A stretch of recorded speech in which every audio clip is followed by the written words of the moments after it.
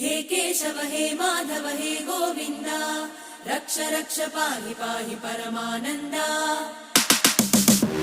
हे केशव हे माधव हे गोविन्द रक्ष रक्ष पाहि पाहि परमानन्दा।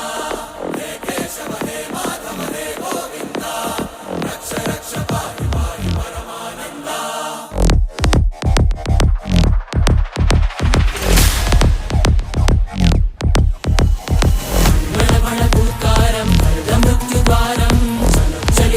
चरणं गुणभवतरणं